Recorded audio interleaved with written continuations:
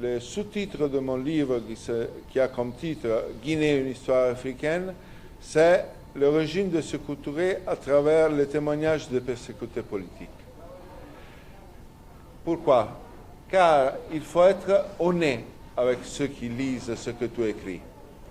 Et moi, la plupart des repères, des témoignages que j'ai trouvés sur les longues années dans lesquelles Sékou Touré a été le président de la République de Guinée, je les ai trouvés par des rescapés de Camboro, par des gens qui avaient été emprisonnés, torturés, etc. Mais ça ne suffit pas.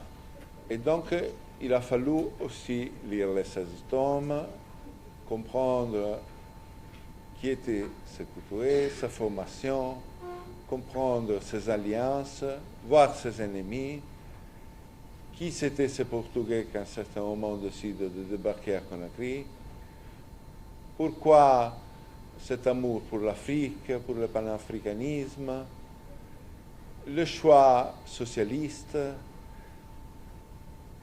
le choix de tirer certaines choses et pas d'autres de ce qui était par exemple la doctrine socialiste de l'époque, la coopération que parfois n'était pas si généreuse, mais qui voulait aussi un peu imposer des règles.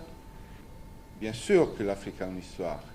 Et l'histoire de l'Afrique est liée bien plus de ce qu'on pense d'habitude à l'histoire de l'Europe et du reste du monde.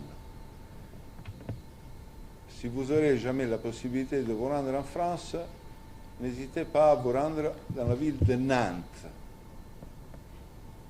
qui doit sa fortune à ceux qui arrivaient d'Afrique. Si vous allez en Angleterre, passez par Birmingham, par Liverpool, voyez ce que les richesses africaines ont donné à l'Europe. Si vous passez par le Sénégal, passez par Gorée et voyez quelle était la souffrance, quelle était l'ignominie que les Européens, dont les Européens se sont rendus protagonistes.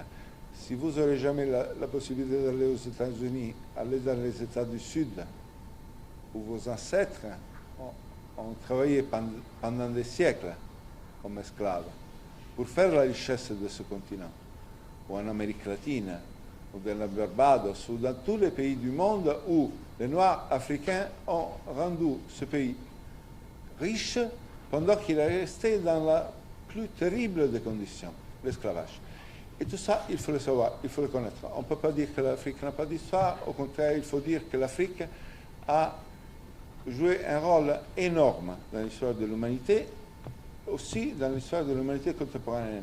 Et c'est pour ça qu'il faut connaître ces figures les plus éminentes. Et Sékou Touré est sûrement une des figures les plus éminentes de l'histoire de l'Afrique.